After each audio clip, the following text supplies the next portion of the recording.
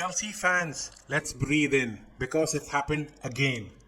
Another roller coaster at the Jeter Community Stadium, which saw Blue throw away a lead in the dying moments. Hello and welcome to my channel, Your Sports Huddle, with me, Puneet. In this video, let's break down the 5 key moments that define this chaotic clash. Let's look at the lineup. In goal, we had Sanchez, Fofana, Tosin, Chalaba and Hato as our defenders, Enzo Fernandez and Moises Caicedo in midfield, Facundo Buonate playing his first game for Chelsea as a number 10, Pedro on the right hand side, Jamie Pino-Gittens on the left hand side, and Joao Pedro up top as a lone number 9.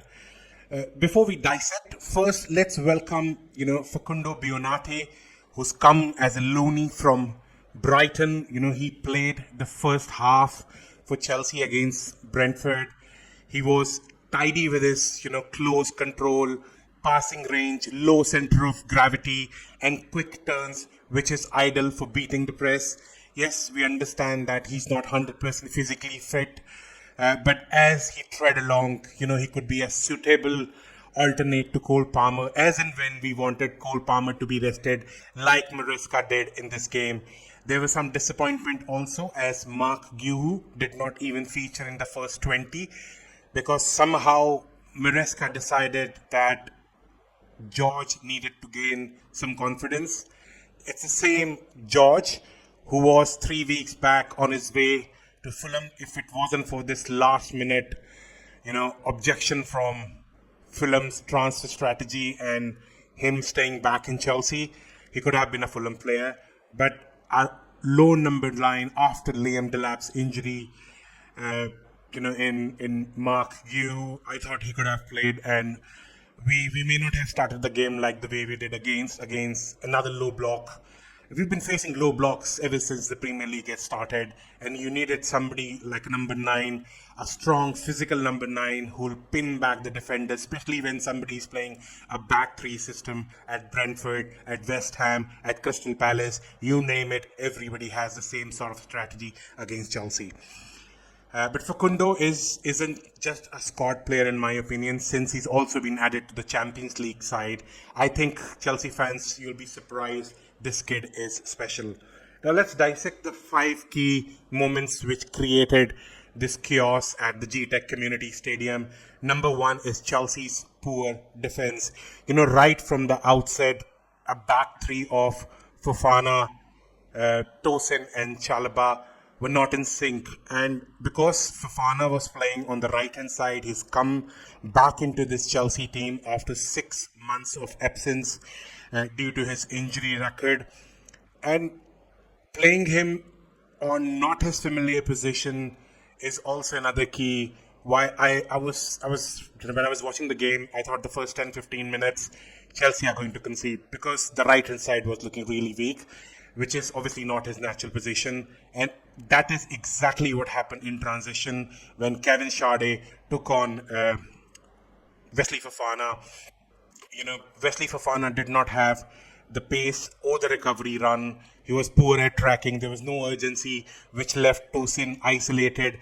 And this has happened, twice in the last 3 games. Tosin is being targeted by, teams' attackers, especially when he's isolated.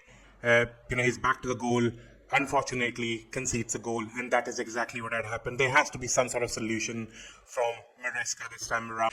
The second major point was there were too many changes being done, zero chemistry. Fofana was poor, Gittens was poor. I did mention in a couple of videos ago that Gittens has come from Germany, where the league doesn't have the same sort of pace. He's raw. He will take time, and he will also need coaching.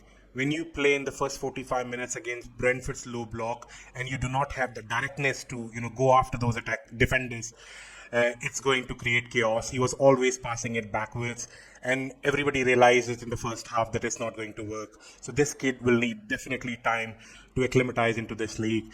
The other factor which really pegged Chelsea back was Joao Pedro playing against a defensive 3, and Joao Pedro is a second striker, and he works better when he's playing behind the number 9, which is precisely my point of bringing in Mark Q during Liam Delap's absence, because when he plays behind and somebody is, pegging those defenders back, he becomes a lethal and a potent option.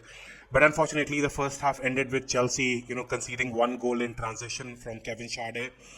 The second half obviously saw a sea of changes, with Chelsea bringing in Reece James in midfield.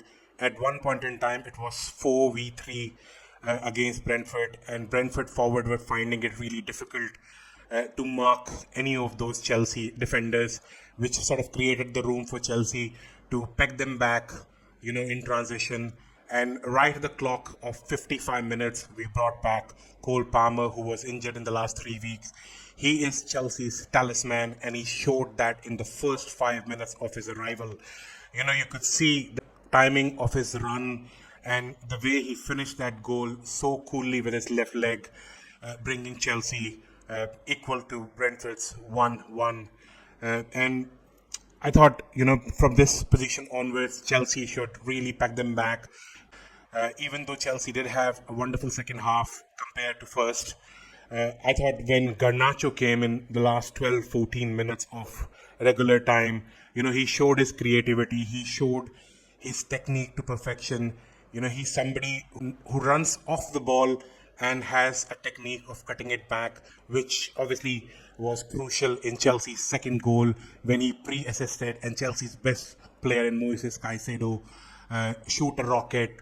There was nobody stopping it, absolutely no one. And I thought once we scored the second goal, it should be curtains for Brentford. And I wanted to give, credit to Robert Sanchez for having a great game. He deserves the flowers.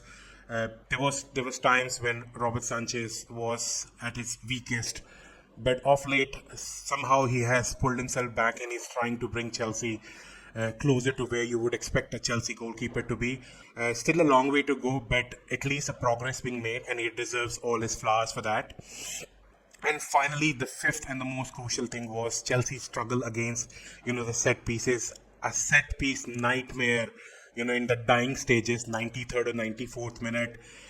Chelsea could not control the box. There was chaos there. 6 Chelsea players were targeting 3 or 4 Brentford, forwards, and Chelsea could not deal with the second ball, resulting in Brentford second and leaving Chelsea, licking their wounds with 2-2 as the final scoreline. Again, it could have been 10 points after 4 games, but because of some poor defending, because of no sync performance in the first half, and too much to do in the second half, Chelsea left with 2-2. You would have taken it as a draw when Chelsea conceded the first game, but when you go up against, a low block like Brentford, you would expect Chelsea to go ahead and win. Chelsea haven't won in Brentford's GTEC Stadium in the last 4 seasons, so you can imagine the defensive solidity that Brentford has brought in their home ground, and they deserve full credit for that. I mean, before I end this video, I just wanted to ask Chelsea fans, do you think that the second half where we finish, would that be the lineup that we'll be playing against in our next game? Because Chelsea's next 3 games are really crucial. Thanks for watching, like and subscribe, and I'll be coming back with more videos.